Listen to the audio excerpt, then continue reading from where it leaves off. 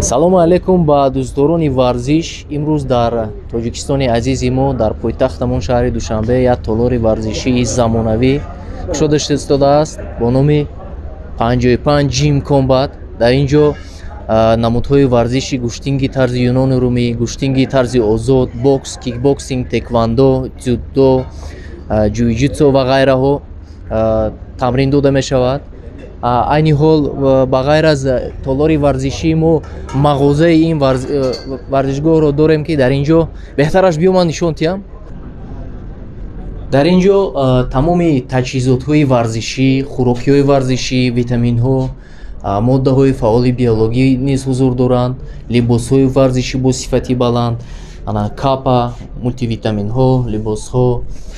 касоне ки метавонад ба худ формаҳои яъне либосҳои варзишӣ ба даст орад бо сифатҳои олӣ ба мағозаи 55 Gym Combat ҳатман ҳузур биёрад.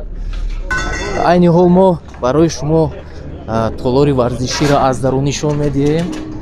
ин ҷо ресепшн, ҷое ки мизоҷон метавонанд омада худшона номнавис гардонанд. ана бо меравем дарун. ин ҷо ҳуҷраи роҳбарият аст. дар ин ҷо бисёр вохӯриҳо ва маҷлисҳои худмон мегузарад.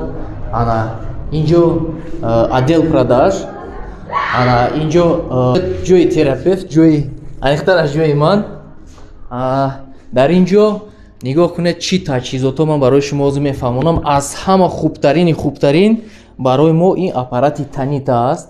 аппарати танита аппарате мебошад ки тавассути он вобаста ба қаду вазну, вобаста ба сину соли варзишгар ё мизоҷони мо муайян кардани индекси массаи бадани варзишгар. ва ин аппарат як бартариятӣ дар чӣ дорад ки даврои пеш мо ҳамин чиз танқисӣ мекашидем. вақте ки болои ин тарозу меброӣ, дар организми ту чанд қадар об, чанд қадар мушак, чанд қадар чарбуи зери пӯстӣ, чанд қадар чарбуи витсералӣ ҳаст. ин ҷо ҳамаашо мефаҳмонад. бо як плюси дигараш дар чи аст ки дар ин ҷо сутишни калоражи шумо ҳисоб карда метавад. яъне ки вобаста ба тамрини шумо вазн мегиред ё вазн мепартоед, калоражи шумо тартиб метиҳад. аз рӯи калоражи шумо ва хӯрокҳои шумо таъин карда мешавад. баъд хулоса ин аппарата мо баъди гирифтан дар компютермон ворид месозем ва хулосаи худро мебурорем, дастим иҷозу ва як экземплярша ба ресепшн ворид мекунем компютершон. дар ин ҷо женская раздевалка ва мужская раздевалка аст, яъне ки ҷое ки занҳо бо алоҳидаги либоси худашон мепӯшанд ва он ҷо ҷои гардероби мардона ки фақат мардҳо медароянд либосҳошона мепӯшанд. ин ҷо чӣ хеле ки шумо мебинед қулфу калид, чӣ тавре ки мебинед ҳама чиз ин ҷо замонавӣ аст. яъне дасти шумо браслет метиҳанд, тавассути браслет ин ҷо ворид мешавед ва ҳангоми баромадан натиҷа ба таври электронӣ мебароед. ин ҷо ҳоҷатхона ва душивая, ҳамаш ба таври замонавӣ, оби гарм, оби хунук, қоидави ҳамаша муҳайё карда шудааст. ин ҷо ҷое ки либос мемонанд варзишгару занҳо. ва мерем ба раздевалкаи мардакҳо. ин ҷо раздевалкаи мардона, айни ҳол либосошона пӯшида истодаанд, ҳозир баромад мекунанд. ин ҷо чӣ хеле ки мебинед ҳама чиз замонавӣ аст. ин чизҳо ҳамаш электронӣ аст. тавассути соатҳои махсус ин ҷоро маҳкам мекунанд, мекушоянд.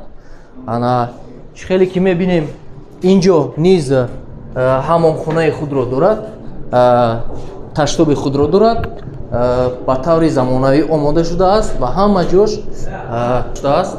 умуман шахсоне ки дӯстдорони варзиш ҳастанд, марҳамат ба толори варзишии мо. ин ҷо ворид шудан ба толори варзишӣ бачаҳо, чӣ хеле ки мо аллакай мебинем устоди мо мураббӣ Зияев Рустам варзишгароро омода карда истодааст. пештар биё акайкунро. ана аз ин ҷо мо мебинем ки бачаҳои мо омодагӣ дида истодаанд. ҳозир каме пас баромад мекунанд. ана онҷо нигоҳ кунед ки экранҳои калони замонавӣ ҳаст. тавассути он экранҳо мо баҳси мусобиқаҳои варзиширо муҳокима мекунем. бинем ин ҷо ҳама чемпионҳоанд. дар чемпионати ҷаҳон ба ватани азизи мо бисёр овардагием. Ҳар яктаи мо чемпионои ҷаҳон ҳастанд ё ояндаи Тоҷикистон ҳастанд. Тоҷикистон ба пеш. Ана инҷо оли як дақиқа ке комрон ҷои сёмка кунем ё ҳамаш чучила меган. Вақте ки агар мо саперник надошта бошад тавассути чучило кор мекунанд. Инҷо толори ҷои бокс, ҷои мишокзанӣ, инҷо ҷои кроссфит. Дар вақти функсионалкаи варзишгар зиёд шудан мо варзишгароро именно дар ҳамин ҷо тайёр мекунем, ҷои кроссфит. Хеле ки мебинем ҳама чиз чизои замонавӣ аст, ҳозира замон аст. Ана ин экране ки шумо мебинед, тавассути экран мо мусобиқаҳоро мегзаронем ва ба ғайр аз ин вақте ки мо баҳси машқи варзишгаронро дар ин ҷо мешавад дида ба огзорӣ мекунем. Ана ҳама чиз ба таври олӣ аст. Октагони мо дар ин ҷо нав аст. Мо ҳар ҳафта рӯзи схватка дар ин ҷо варзишгароро месанҷем, тобоварии онҳоро месанҷем, қувваи онҳоро месанҷем. Ин ҷо боло ҷои толори ҷои намоишгоҳ аст. Аз он ҷо одамон тамошо мекунанд, мусобиқаҳоро тамошо мекунанд. Она боло бо ҷои мағозаи моддаҳои фаъоли биологӣ ва хӯрокиҳои варзишӣ дорад.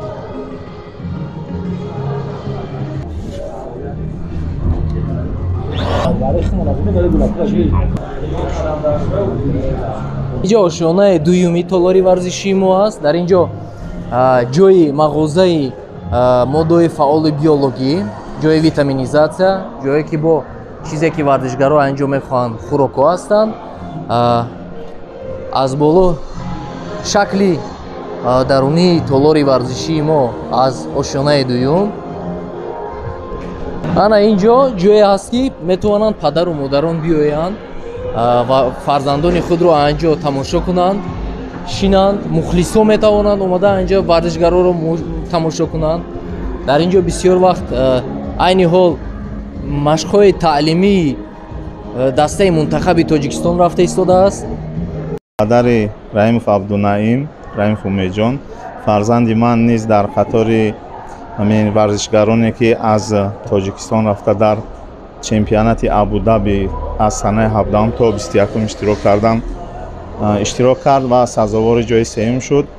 Худованд дар насибаш буда ки мана ҷои сеюма ишғол кард, парчами Тоҷикистона дар арсаи байналмилалӣ боло кард.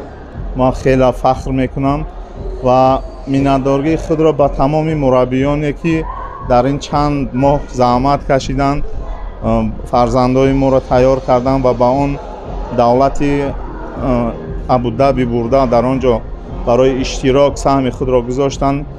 Миннатдории худро баён мекунам, алал хусус ба Федератсияи таҷмафи ҷумҳурии Тоҷикистон, ба Даврон Ҷураев, ба мураббӣ Турсунов Бахтиёр ки хеле заҳмат кашиданд, Рустам, Даврон, бисёр бачаҳои духтурон, ҳамаи он делегатсияе ки аз Тоҷикистон ба он ҷо сафар карданд ва меҳнат карданд, хеле миннатдорӣ мекунем, чунки ин ҳам як вақте ки парчам дар оҷа боло мешавад, як ҳиссиёти баланди ватандӯстӣ ҳар як падару модар, ҳар як тоҷикистониро фаро мегирад.